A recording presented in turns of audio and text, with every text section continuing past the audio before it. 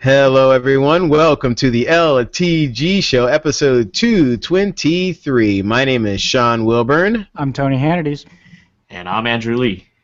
And we are here to talk about technology of the week. Now, we are part of a website that is called LazyTechGuys.com. We encourage you to go ahead and visit LazyTechGuys.com. Just do it on your computer, do it on your cell phone, do it on whatever device you have that is connected to the world of the internet, and you're going to find all this great news, some tech information, some video game information, and a lot of good reviews there. Very well professionally written, great reviews of products that we would love to use every day, including like Bluetooth speakers, headphones, and a lot more other products. So, LazyTechGuys.com, go ahead and visit that. We would love to do so. Also, if you would like to email us, comment at LazyTechGuys.com is how you can email us, or give us a call at area code 707-722-5299. We would love to hear from you that way also.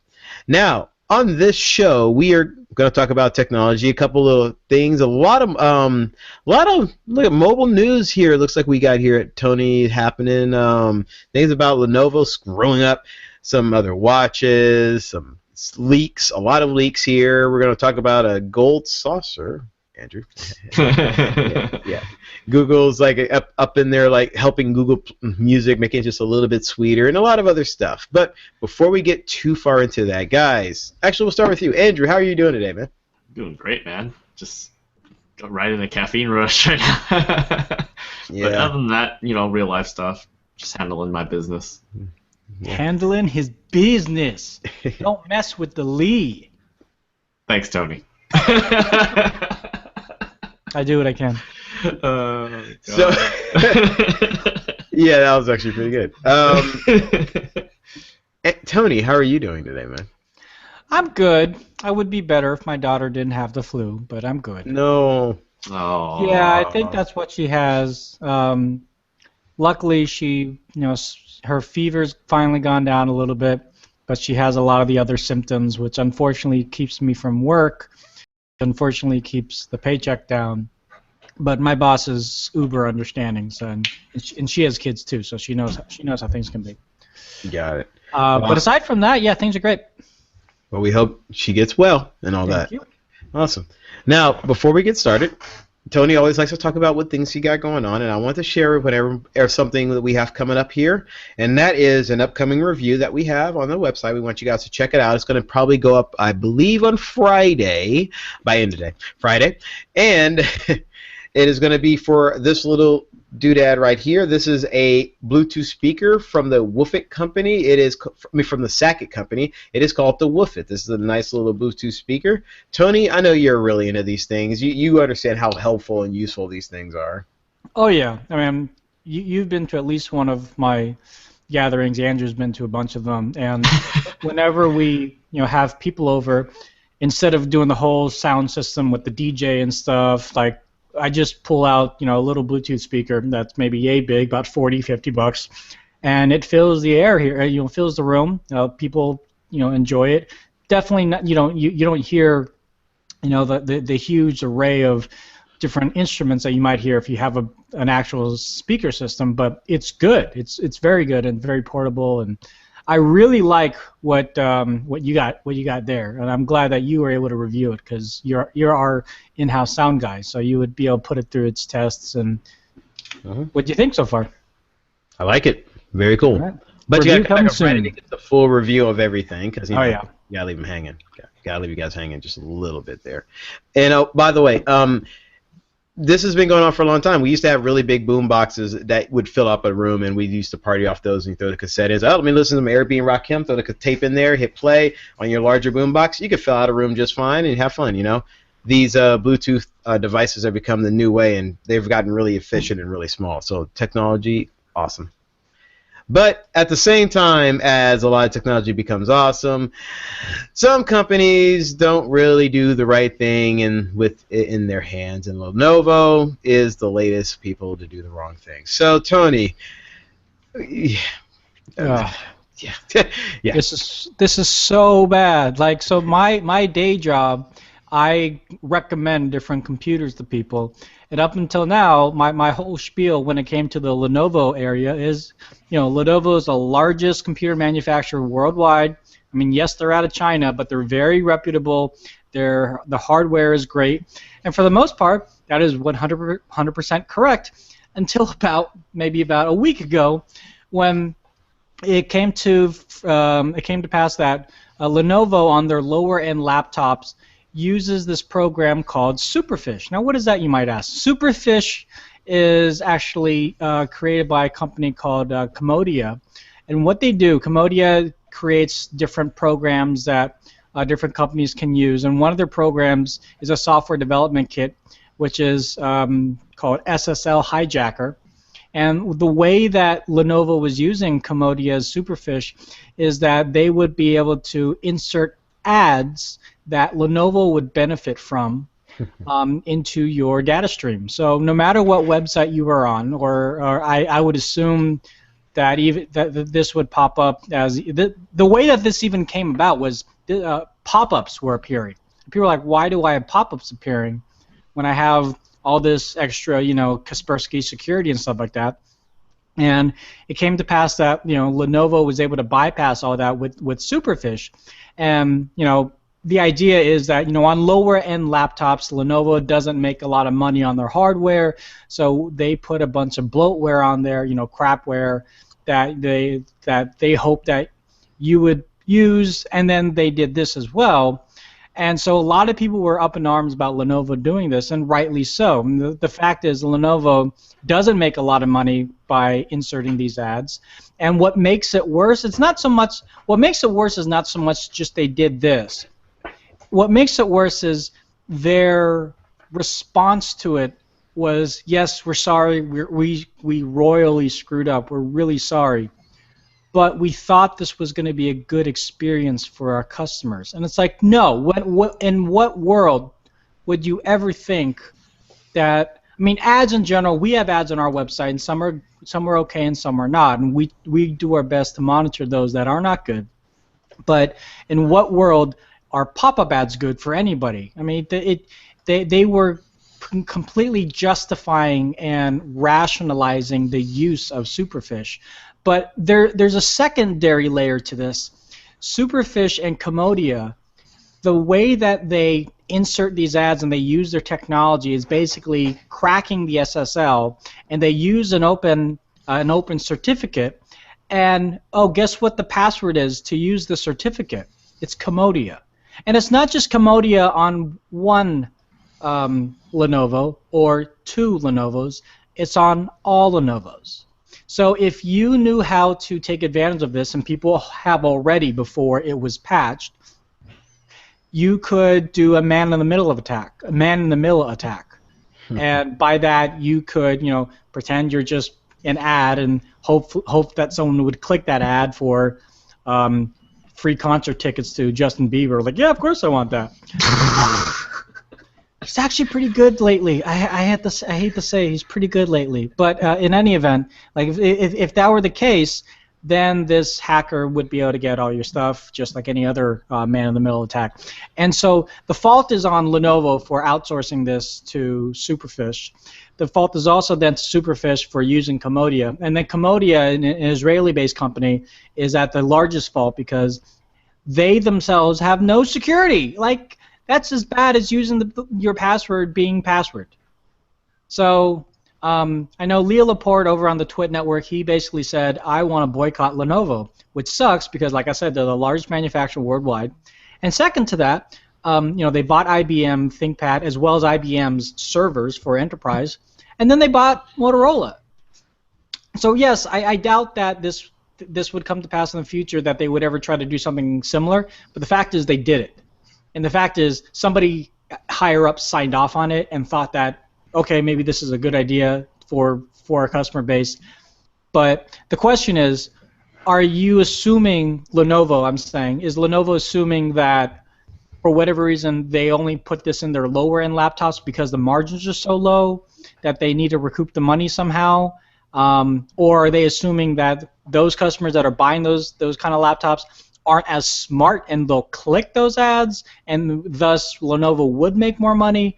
Or I don't know how you would justify this for me to say, okay, I see where you're coming from, because there's no good enough reason for me to agree with this kind of business practice whatsoever. So I wouldn't go as far as boycotting, Motorola and Lenovo, but I would definitely be very weary about just OEMs in general. And Microsoft, I must say, not me speaking because I work for the company, but Microsoft did due diligence, and they put a patch through their Windows Defender almost immediately when this came out. So good for Microsoft for being very quick on the reaction, but shame on you, Lenovo. Shame. Anybody want to come to Lenovo's defense? Nope. Got it. Good. All right. So, also, the people who are behind it are also getting hit pretty hard here. I see you had a nice little follow-up article here, Tony. Yeah. So they, Comodia had a DDoS attack on their servers too. So I kind of skimmed over this. I'm not sure if anybody has come out and said that, yeah, we're the company or we're the hacker group. Or the or nobody has claimed responsibility yet. Yeah, so no one's claimed responsibility, but God, it's just so bad that was the case for this particular integration of this API that Comodia has. And I don't know, if anything came across my desk says, hey, how about we use this SDK called SSL Hijacker. I'm like, yeah, that sounds great. That sounds very reputable. Like, what? Oh, man. Oh, no, man. Well, I don't know. Hijacker, there is this thing called Audio Hijack, which is a very legit audio program that allows you to take audio and route it anywhere. And it seems legit SSL when you hear security. That, doesn't it? You don't just calling it SSL Hijacker just makes me think you would find out on the darknet, not just some company that's willing to sell it to you to a large, major multinational conglomerate through SuperF. I don't know. So I don't think it's just what it is, real quick. Real quick, we'll go to you, Andrew. The other thing is a lot of other companies use Comodia. So if you go to Ars Technica, they have a list of a couple of companies that use Comodia's technology, and that includes like parental control kind of web software as well as antivirus software. So yeah, it's terrible. You were saying, Andrew? I'm sorry. Oh, I was gonna say it's not even just like how; it's just the means of how it works. It's just, I mean, we're already kind of in that sort of position as consumers where we're kind of leery about everything digitally, with our own personal information, the whole NSA ordeal last year or the year before, which is still ongoing. Still ongoing. Yeah, so I mean that's just kind of like adding gas to the fire. I mean, I know we're not talking about it today's show, but the NSA and GCHQ, which is like the British version of the CIA, they were found to that they hacked into the servers of Lenovo, I think. It's one of the largest manufacturers of SIM cards worldwide, like 2 billion SIM cards a year. And supposedly through Edward Snowden leaks, the NSA and the GCHQ were able to look at just like monitor calls on certain networks. And it's crazy. Well, so the SIM card company came out and said this really only affects 2G networks, so just be aware of that. So if you have 3G or 4G, you shouldn't have to worry about that. But yeah, so the ongoing thing of what is the NSA actually doing is ever ongoing. So awesome. You just have to, with all this stuff, you as the user, you can't play dumb. That's the thing. Stop playing dumb out there. Well, no, there's so many people out there like, well, I'm not techie. How am I supposed to look this up? It's like, well, you might not be interested in like international events, but all you got to do is go to like a news website not a tech news website, but just a general news website. It can be Yahoo.com, it can be MSN, and Superfish was on there for at least the past 2 days. It was a top news story. It was probably talked about on CNN as well too. So you just have to be very aware of this sort of thing just as much as you're aware of what's happening in international climates and things like that. So I know it's a lot to take in, but Tony Hannity's for president. Anyway, no. So I wasn't born here, so I can't. So I know. Well, actually, are you technically American citizen, or are you from your parents, or what? Yeah, I've been nationalized, but you have to have been born here. Yeah. You're nationalized. You can only become a senator and all that, but you can never go. Oh darn! All right, all right. So we got some payment changes and some updates here. Looks like it's a double whammy here. Samsung is buying Loopay. It looks like they're going to compete with Apple Pay, and Google Wallet is going to get in a really nice position to compete. So I guess we'll start with Samsung here. They're picking up Loopay. What do you got going? Loopay's been around for a little bit. Their first kind of integration of the technology is a specific case that you have to use, and the way that they work is that you set up all of your credit cards in the application, the Loopay app, and with the case, you, in a sense, just kind of hold your phone nearby one of those credit card swipers, and it's not NFC. But it basically emits an electromagnetic kind of area that tricks the swipe machine to think that you're swiping your credit or debit card, and all you're really doing is just holding it up next to the terminal, and then you punch in your PIN or whatever else.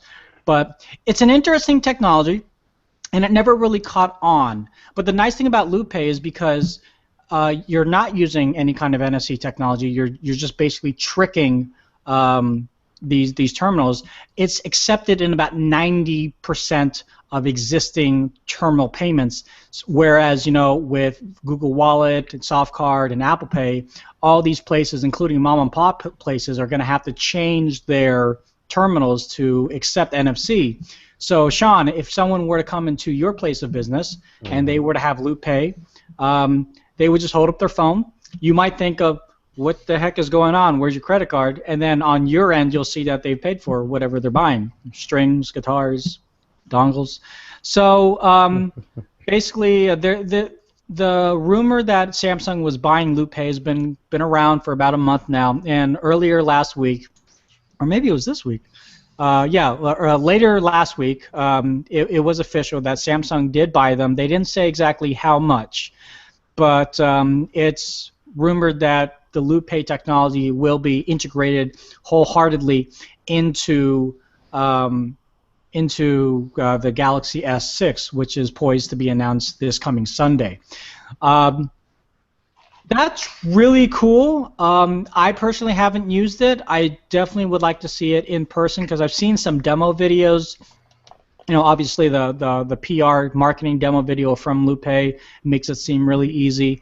And I know some other people have compared it, how easy is this versus using Google Wallet. And like I said, this is a lot easier than Google Wallet because it's pretty much accepted everywhere. And the nice thing about Loopay, you can enter in virtually any credit card or debit card that you have, and it will keep that on file on your phone.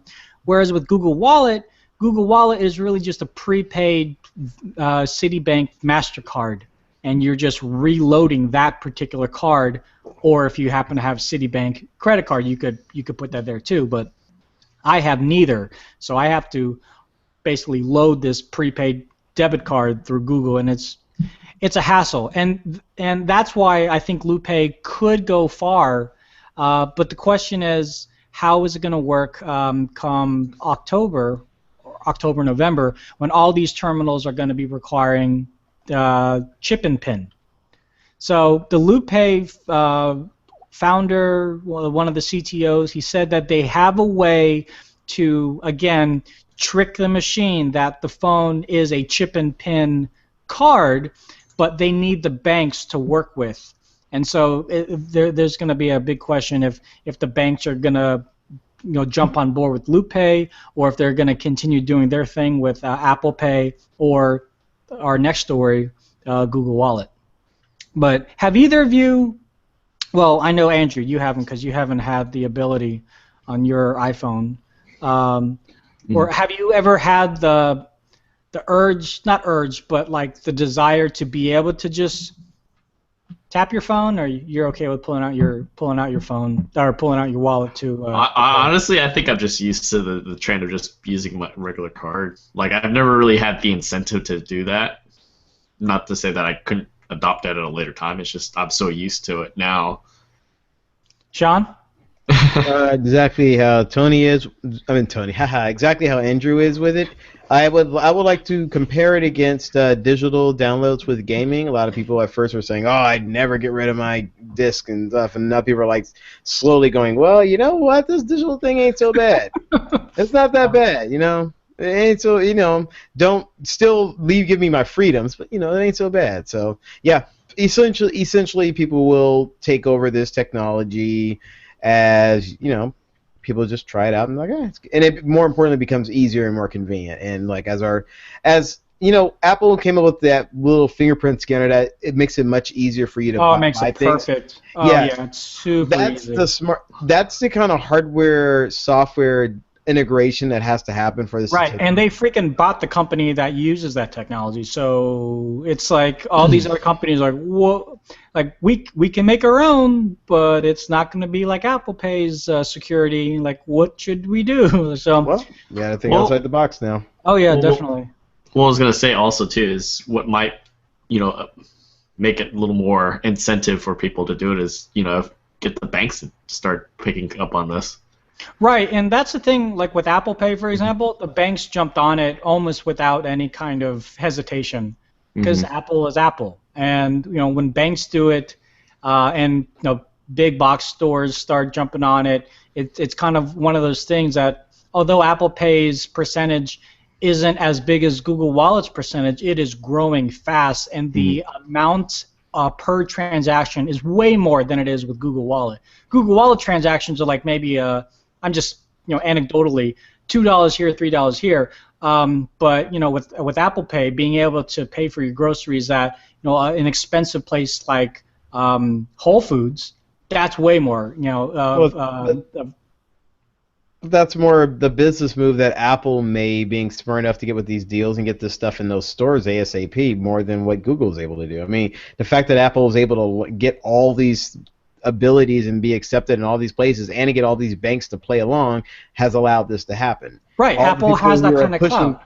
But all the people who are pushing back against Google and their ability to do this, and like Softcard, which we're about to talk about in a second, and that entire ordeal between that and that's what held up this entire thing. Like this stuff could have moved forward more than it had without Apple's intervention if everyone else didn't want to jump on it. And now that Apple jumped in the game, now everybody's saying, all right, Apple's in it, let's all just stop, give up, and let's let Apple run away. Anyway. Yeah, so let's talk about Softcard. Softcard originally was called ISIS, and it was a conglomerate NFC payment idea between AT&T, T-Mobile, and Verizon.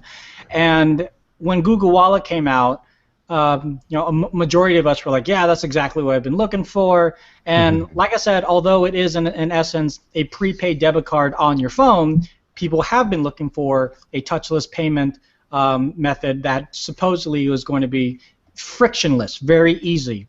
It's not, but it's what it's supposed to be. What made it harder, though, was that there were the major carriers, aka like Verizon was one of the big ones, that doesn't allow you to use the Google Wallet payment solution. You can download the Google Wallet app just to like organize and manage your cards, but you can't use it to pay. If you want touchless payments with the Verizon phone, you have to use Softcard. And Softcard is in its own right a prepaid debit card with Serve, which is an American Express prepaid debit card. So yeah, I have prepaid debit cards with Google and freaking American Express and zero balance on both because it's just too much to deal with. But that was one of the biggest barriers of entry for Google Wallet to really take off for these major carriers because Softcard or the carriers said, no, we want you to use our we want our customers to use our method because Well, there's a lot of main money reasons why, but also because it's more secure. That is the one nice thing about Softcard, is that it is secured down to the SIM level. So if I were to, I don't know, if you were to steal my phone and I'm using Google Wallet on Sprint and you knew my passcode and you knew my PIN, you could go ahead and spend money willy-nilly at McDonald's and I couldn't really do anything. But because Softcard is embedded into the actual SIM, I can deactivate the SIM by calling Verizon, and then if you went to go use it, you wouldn't be able to. So after all is said and done, Google, in a very reactionary way, and I have to say it like that because it was very reactionary, they went ahead and they didn't buy Softcard, but they bought IP and patents from Softcard, from the three major wireless carriers. And one of the big steps is in the future, the phones that will be carried on those networks will come pre-installed with Google Wallet. And so if you've been waiting to use Google Wallet on Verizon or AT&T, I guess now you will be able to. But it still doesn't solve the issue of what I was talking about, is a frictionless mobile payment platform.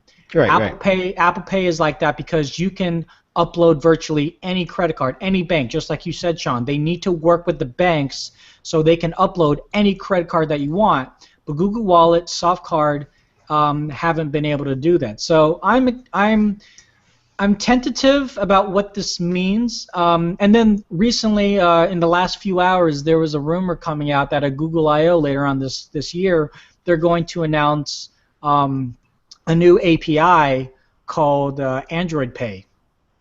Now, I don't make this stuff up; it's out there in the net. But I was like, oh God, this is getting very difficult, very clouded, and I just want maybe this is Google going back to the drawing board and saying, okay, just like we screwed up Google TV, let's scrap that, and here's Android TV, and we'll work our way back up to where we should have been like 4 years ago.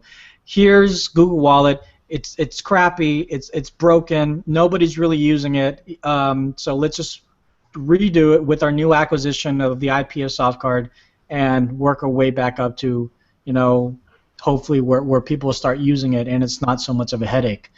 The last thing I'll say about this, and then we can move on, or if you guys have anything else to say about this topic, I don't think that mobile payments of this method are going to be ubiquitous until, and I know this seems kind of flimsy, but I was just thinking about this on the way home.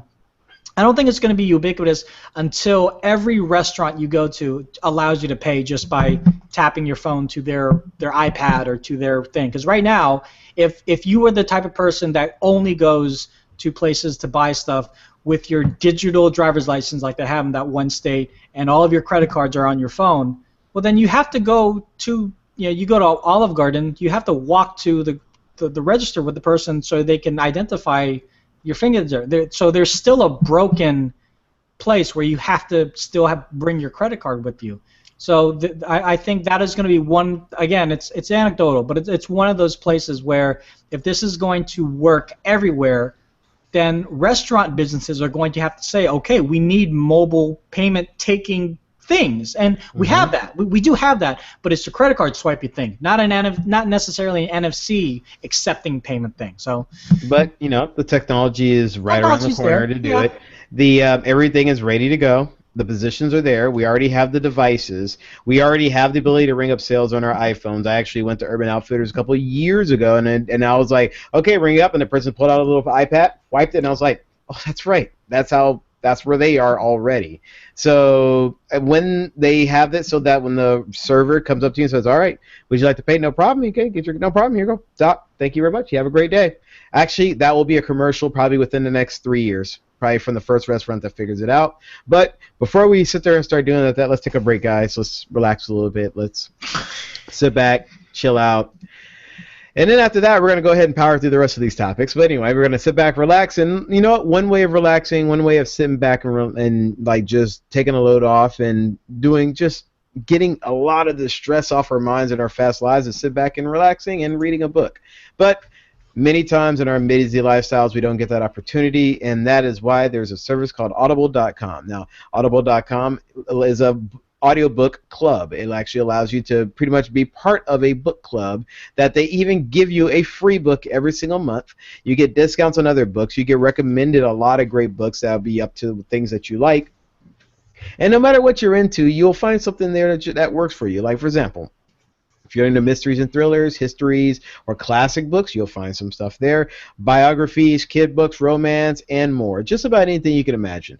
They even have features like Whisper Sync. That's a really cool one that if you decide to get the book physically and like on audio and the digitally on the Kindle, it allows you to actually have them work together. So if you read a book, you stop at a page, I don't know, 114. When you get to your car and continue on, it will actually pick up exactly where you left off and continue on. So it is a really, really cool service. It's called audible.com, and we want to use this URL, this one URL to check it out. It's audibletrial.com/lazy. Once again, audibletrial.com/lazy. Use that URL, sign up, enjoy your 30 days, enjoy your free book, enjoy your discounts, and you will simply enjoy it, and it's a great audiobook service, especially if you like to hear literature and the latest releases, new releases, and all that. So audibletrial.com/lazy. Go ahead and check them out and sign up. Enjoy it. All right, so let me see here. All right, so what has been happening here besides payments? All right, this is an interesting one. Reddit, we've heard of them. Boobs. Reddit is now going to ban nude images posted without consent. So this is pretty much a reactionary tale to something that happened last month when I believe a bunch of celebrity photos. Oh, actually last year, excuse me. Last year, yeah. When a bunch of it happens so often, how to keep up, right? A bunch of celebrity photos came out and it got leaked on Reddit and no one could keep up. This is their statement about the situation here. Last year, this is from Reddit, by the way. I am speaking the voice of Reddit. Hello, I'm Reddit. Nah, actually, I'm just being terrible. Last year, we missed a chance to be a leader in social media when it comes to protecting our privacy, something we care deeply about since Reddit's inception. At our recent all hands company meeting, this was something that we all, as a company, decided that we needed to address. No matter who you are, actually, I should say this like Batman, right? Anyway, so no matter who you are, hey, Tony, you can change your screen, by the way. Tony?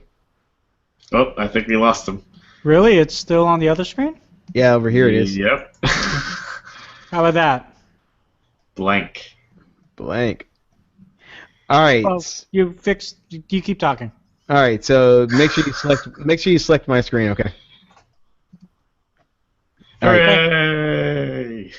Anyway, so as they continue, no matter who you are, if you're a photographer, video, or digital image of you in a state of nudity, sexual excitement, or engaged in any act of sexual conduct is posted or linked to on Reddit without your permission, it is prohibited on Reddit.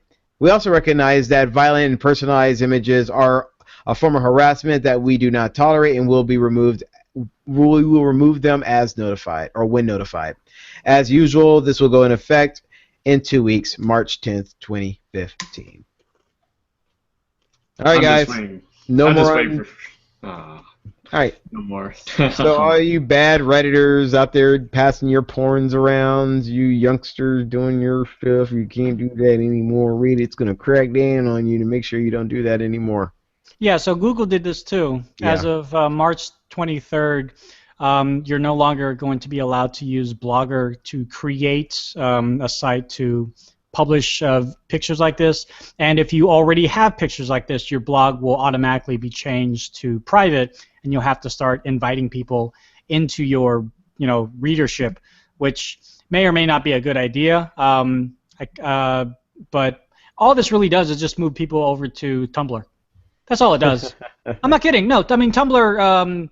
Tumblr's bad for a lot of things of this kind of stuff, and it's just going to make that community that much more fluttered with this kind of stuff. So if you're into it, great. If you're not, then just don't go there. But just be aware of it, because if you have kids and they go to Tumblr, Tumblr is great if you're just kind of browsing around, but they might browse into the wrong thing if you don't have controls on there properly. So, yeah.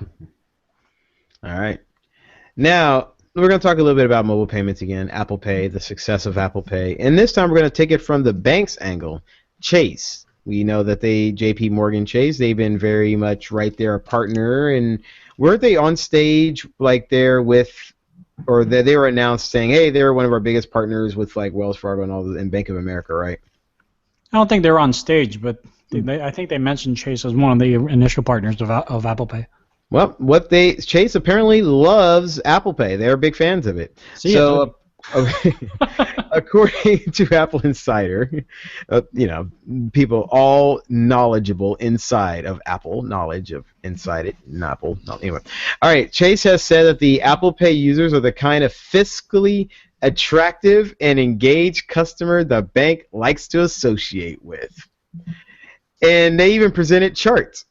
And what they said is in the charts that Apple Pay customers tend to be 9 years younger than the bank's average, yet 21%, but earn 21% more.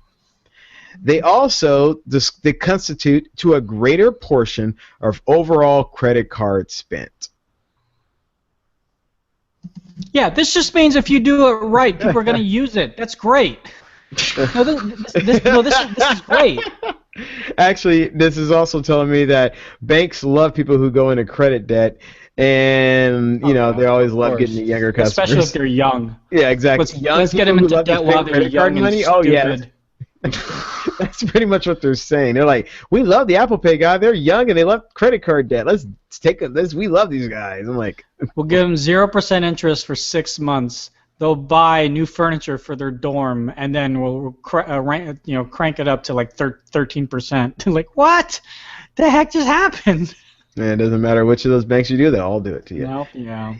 I just want to relax and enjoy a good race. Andrew, do you know a good race that a person could like enjoy nowadays? Just something that would allow us to take some time off and relax. A race? Any kind of races or anything? A chocobo race? Ooh, what's that? Really? Oh. Where can I get one of those? Where can I see that? Where can I check that out? New patch for Final Fantasy 14. Well, tell us all about it. Sure. Well, since apparently, I know. Well, I won't say I'm the expert, and I know you played Final Fantasy 7, so technically you know all about it. But I wouldn't say last Tuesday, but this Tuesday, Final Fantasy 14 just came out with their latest patch and introduced the Gold Saucer into the game. Now, those of you right when I missed my cue. Ha ha ha ha ha. Yeah, dang it, dude. I know I suck. Oh well, sorry. So, those of you fans of Final Fantasy that are familiar, Gold Saucer is this big giant. To kind of put it simply, it's a big giant amusement park, namely in Final Fantasy 7. So one of the things that you could do in that place is chocobo racing. They had a whole bunch of other sort of amusement type of games, like I think in this one now they have like the typical carnival hammer type of deal. What do you call that? I don't know what they call them nowadays. Carnival hammer. Well, no. I mean, where you hit the little sledge with the little bell thing with the sledgehammer, hits the bell. You have to hit like really hard stuff. Mm-hmm. So they have one of those. They have like a little crane type of games where you have to grab, like in Toy Story, where you have to grab the toys in a certain amount of time. And then one of the games that they introduced with the patch is Triple Triad, which made its debut in Final Fantasy VIII.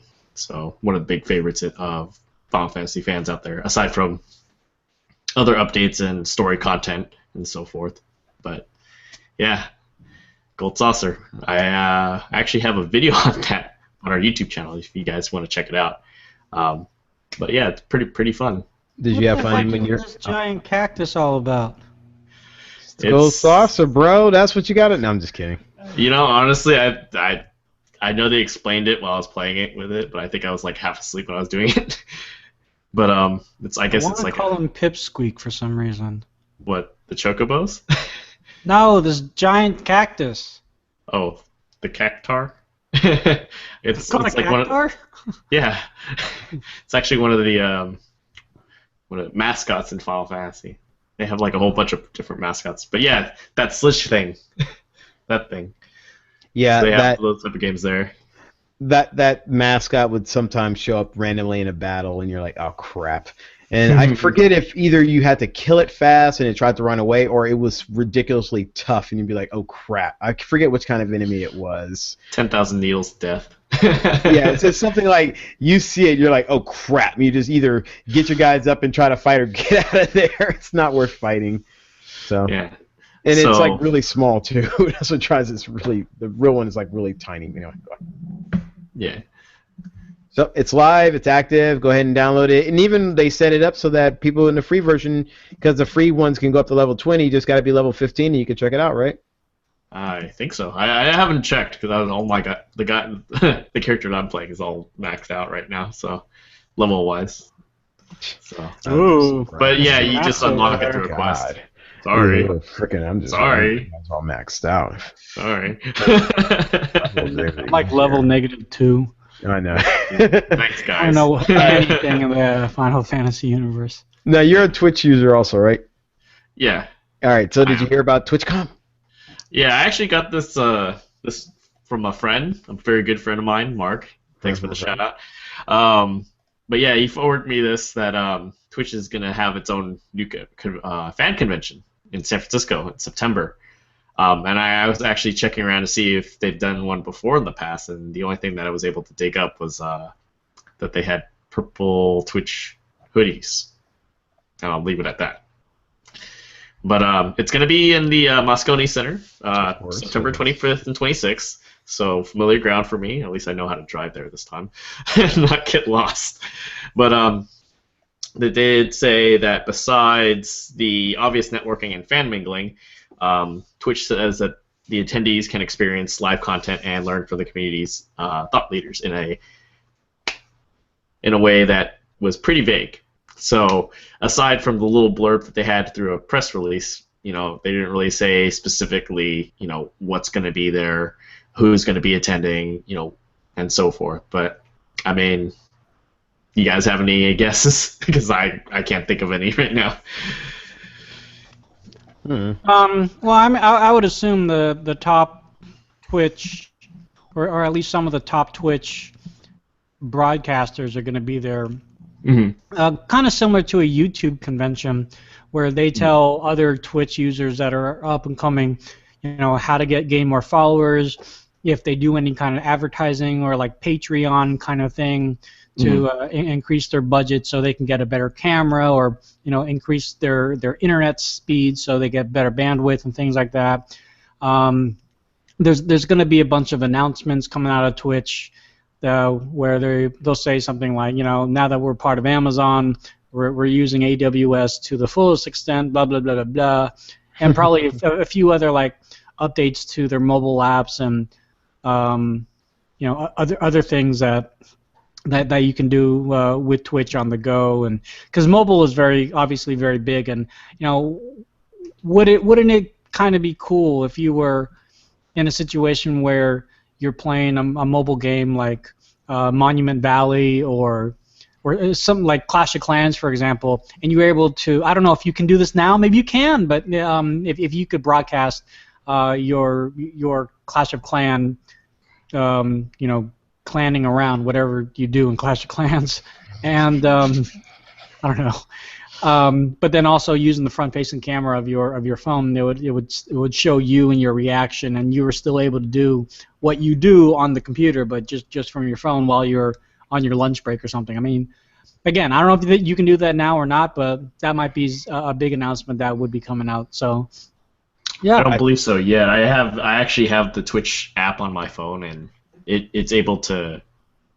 watch stuff, but not necessarily broadcast. Okay, yeah. So, but I'm I will on the say right this. track. I know.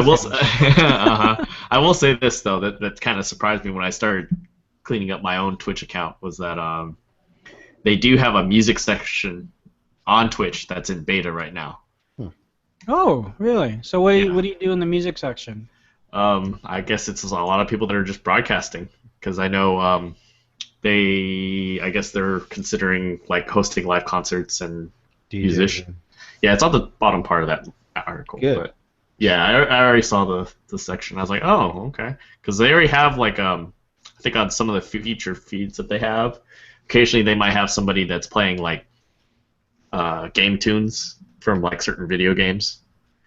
So I was like, well, I guess that's kind of like, you know, the step in the right direction because I mean, when you look at YouTube, you got a lot of these different contents as far as like, you know, entertainment wise, and then you got people that are doing like covers online too.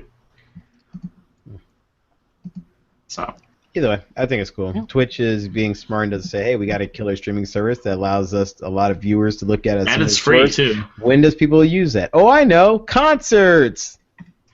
All I know is I'm going to try to go. Somebody's thinking. Anyway, wait, so is the actual convention free, or you're just saying watching people play music live is free? Watching is free. Okay, but we don't know how much the convention is.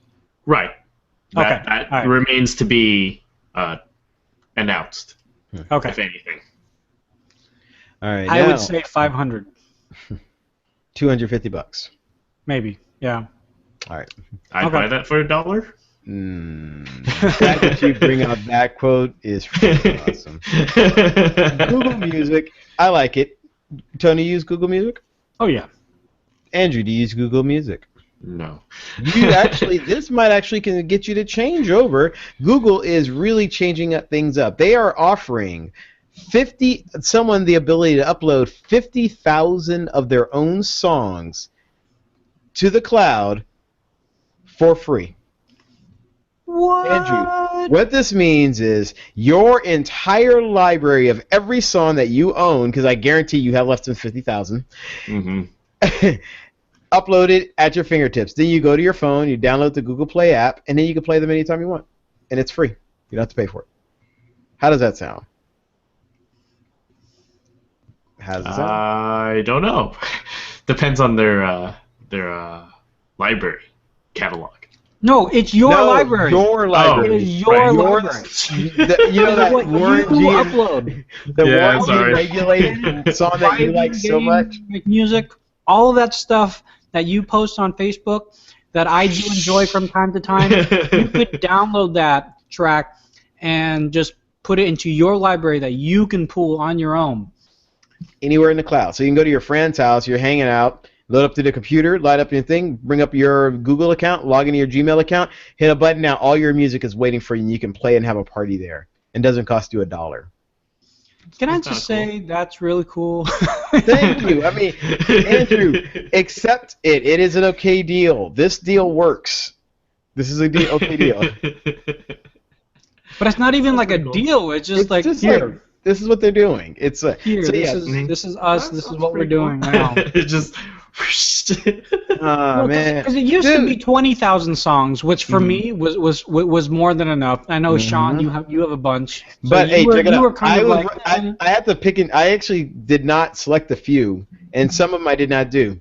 And then I also found out, since it doesn't do all formats, some of my songs, like a good portion of them, are in a different format. I'm like, oh, they doesn't read that format. So I have a whole large section that is not in there. Okay. But I wouldn't have to worry about that. I can just actually convert them all into the right format, hit a button, and upload the rest of them and have them there. I just thank you, Google. Good job. Yeah, and it's a wonder that Microsoft hasn't, or Amazon too. They haven't done anything like this as of late. Because I know if you want the radio service, you have to pay for that, which is understandable.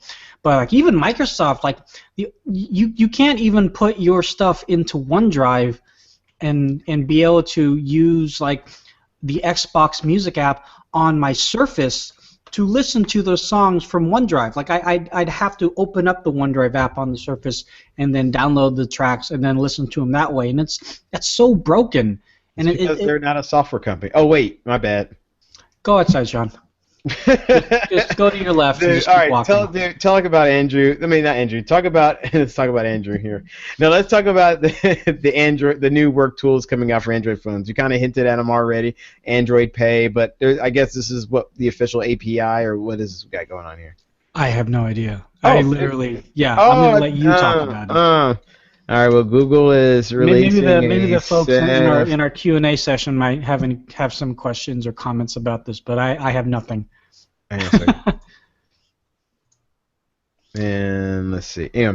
All right. Google. What I can say is this, and I know this is kind of connected, but not kind of connected. The Google app that you and I both love to use, the Inbox app, has been opened up. So if you have Google Apps, like the paid Google Apps, where you have your own domain going through the Gmail, Google is now opening that up to certain institutions that they kind of have to apply and they have to abide by certain guidelines and things like that. So it's not open to all Google Apps users, but if you were to have, SeanWilburn.com, which I believe you do, or something to that effect, I do. if you had that going through Google, like it was like your new, that was how you got your email through Google, you could tell Google that you want to use that through Inbox, and it's free. To do that, you just have to. It's basically a beta right now, but yeah. So all those people that are using Google Apps that would want to use Inbox with their Google Apps account, now you can slowly but surely. All right. Here's the thing about the tool. Google is releasing a set of tools designed for businesses and employees that will allow who want to get work done on Android-powered smartphones, setting up another skirmish on another key front of mobile computing. This thing that they unveiled on Wednesday will attempt to run Android phones as the digital hub of people's personal and professional lives that pits them directly against Microsoft and BlackBerry.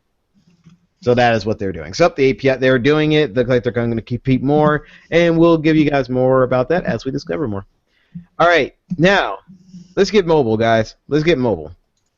Samsung Galaxy S6. I guess so. Samsung's been hinting at it and doing little fun phones and making little fun stuff they were doing here, Tony. I just kind of walked into this here. Yeah.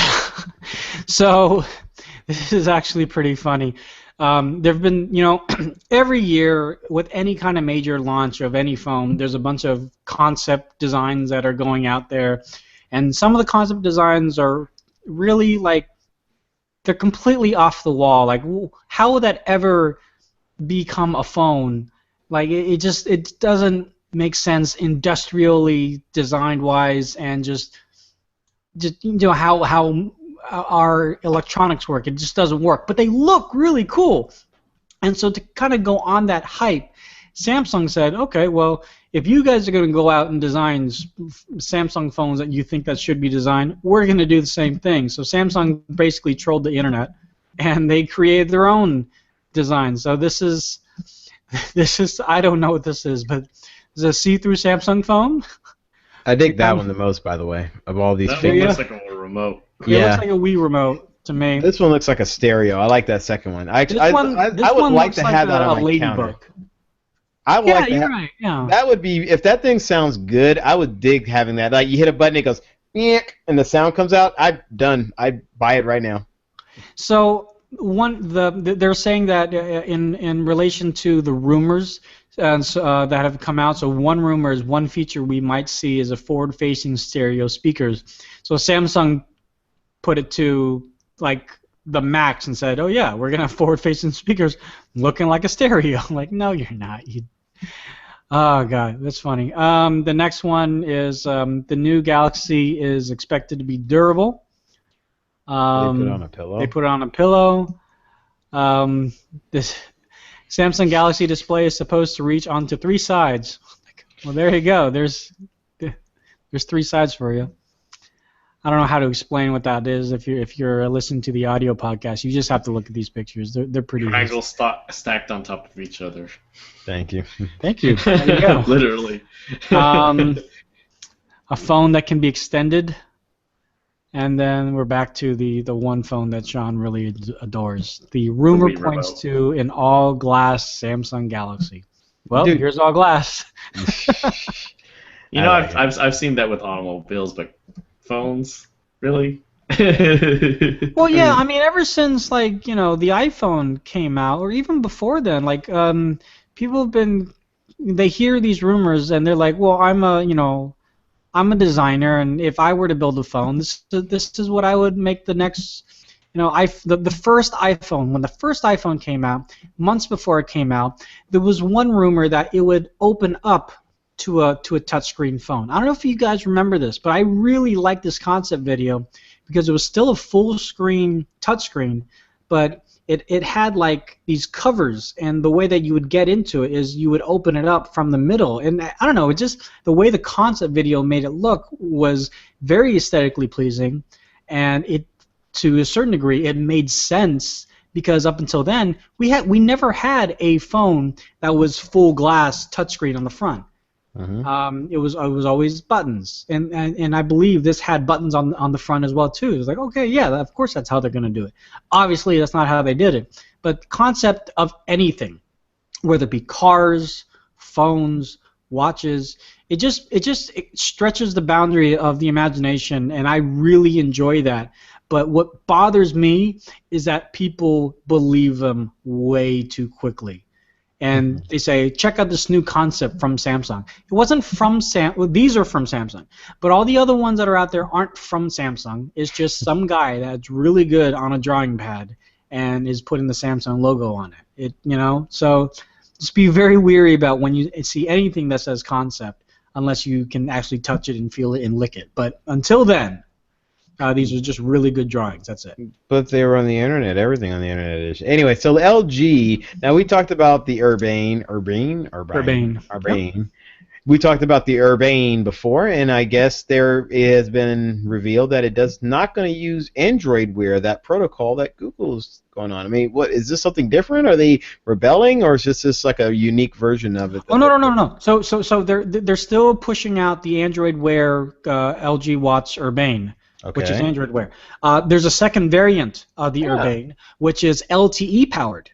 So you don't have to connect it to your watch. You would be able to use a kind of a Dick Tracy method where you can, be within a cell tower, and then all of your communication would be through the watch itself. There's going to be a SIM card slot for that, but it's not going to be Android Wear driven. It's going to be WebOS driven, which is very similar to the WebOS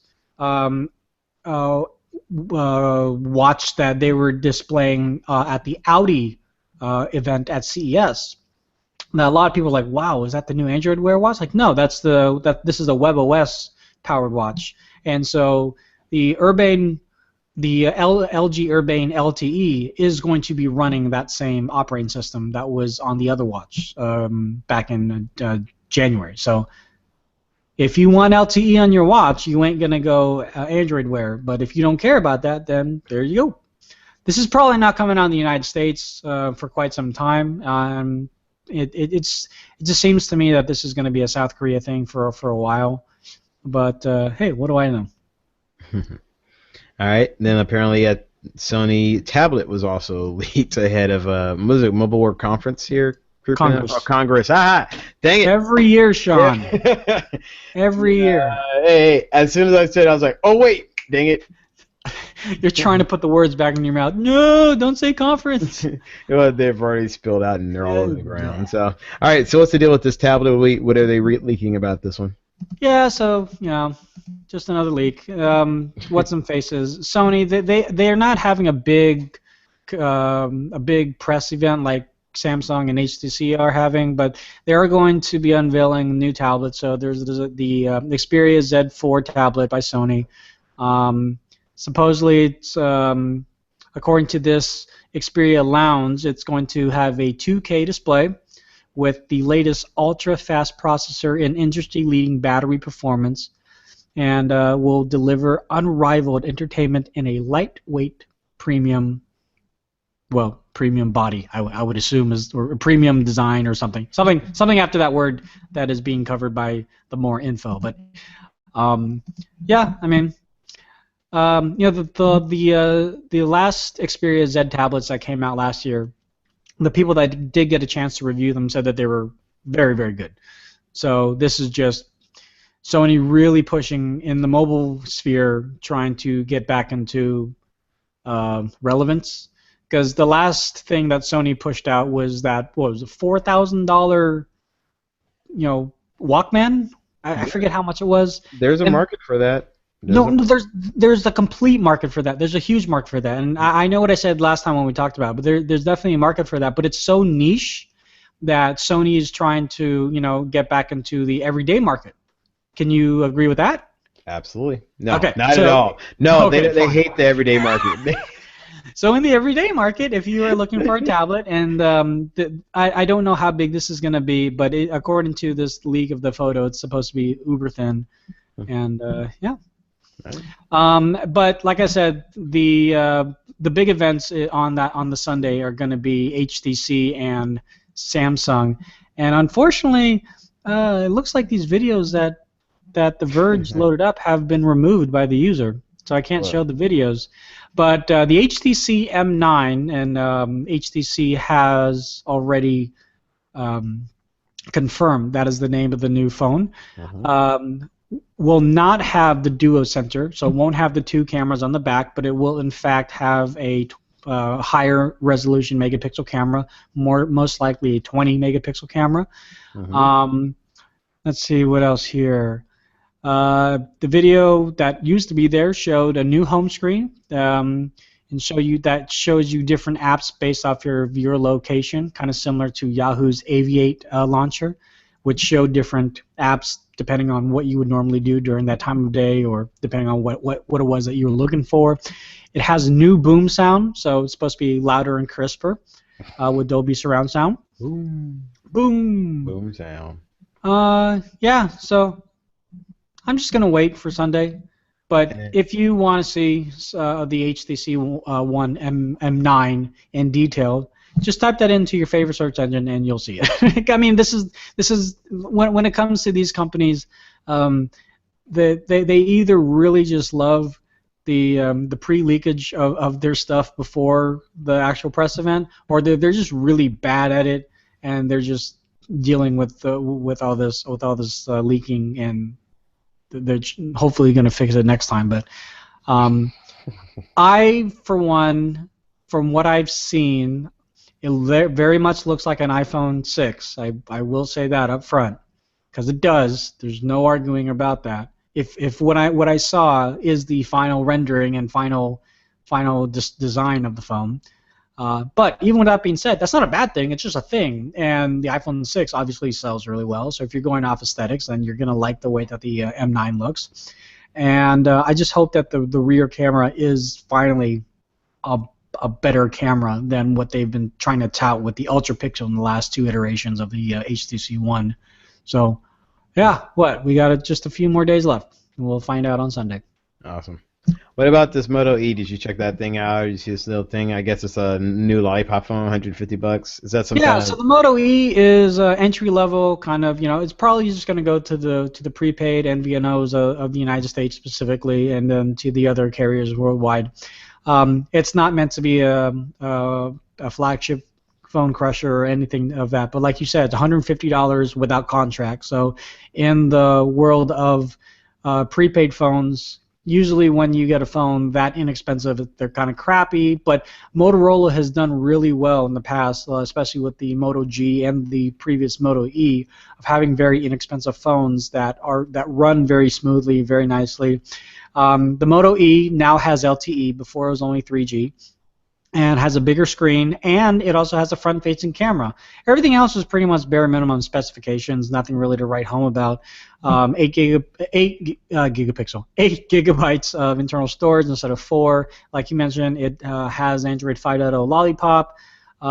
It also now has the quick capture feature, which lets you turn on the camera just by twisting your wrist. And so, yeah, if you or somebody else is in the market for a new phone on a prepaid service and they don't want to spend an arm and a leg, just wait a few more months and this will come out. And for $150, that's not a bad deal whatsoever. I think what makes this more of an interesting piece of news is not so much the phone, but of how they sent the phone to people. The way that they did it was they sent a lot of the bloggers this box. And it was their way of saying, okay, well, we know you're going to a bunch of press events next week, and we know how much traveling to all these different press events is just costly and time consuming. So we're going to bring the press event to you. So you would open up the box, and the first thing that you would see is a little plastic cutout of a lady at the Motorola counter. And then you would open that flap up, and it would be another layer. And then you would open that flap up, and then it would be the phone itself with the. And they even gave you a little press badge that has your name on it and stuff like that. It was a lot of money put into a press packet essentially, but the phone was in there, and for what it is, people are pretty happy for that low end, low cost phone. And the last thing I'll say about it, it does have 6 different color bands that you can replace the back to. So if you don't like the white, you can go with the other 6. You personalize it the way you want. Yep, it's all smart business. Can't go wrong. I'm not hating on any of that. We lost Andrew. We lost Andrew. Yes, we lost Andrew. All right. But it's okay. We'll go back and find him. While we go find him, we're going to have to go ahead and end this show while we go find Andrew. We'd like to thank everyone for hanging out, checking it out. If you're watching this on YouTube, hope you enjoyed the show. If you're listening to the audio podcast, hey, check it out on YouTube. If you're listening to YouTube, hey, check out the website and the audio podcast. Anyway, it's just go ahead and check out all our different ways of finding us. And let me give you a whole bunch of ways of finding us. Comment at LazyTechGuys.com. That's our email. Area code 707-722-5299 is our telephone. You can give us a call there. It's a group line. We'd all hear from you. Facebook, Twitter, and Google+. If you look up Lazy Tech Guys, you will find us on all of those. And our YouTube channel is Lazy Tech TV. Subscribe to that. That's where you're going to find many different things like video game, gameplay videos. I cannot think. Reviews and quite a bit more other stuff. Also, visit our website, LazyTechGuys.com. We love to have you come hang out with us, read the reviews and articles that we have there also. Tony, anything you want to end off the show here with? No sound, Tony. No sound. No sound, Tony. We got somebody in the Q&A that says hello. So, hello. Hi. Yeah, our Q&A is always open every time we do the show. So if you ever have any questions or comments related to the topics at hand, please let us know what you guys think, or hit us up on those email addresses and all the other things that Sean had just mentioned. If you want to contact me directly, you can hit me up on Twitter, LTG Tony. It's just right here. Or you can find me on Google+, Tony Hannity's. And you can go to my about.me/tninja3000 page to find all my other connections. There you go. Mine's is right here. Sean Wilburn. Look me up. Find me. I'm everywhere. Not in Texas. I'm everywhere else. Anyway, out here in Cali, representing the Bay and all that good stuff. Anyway, we're having fun, but the night is on. We're going to go home.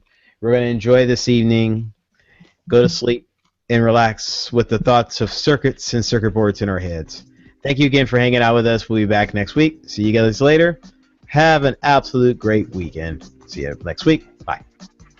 Peace.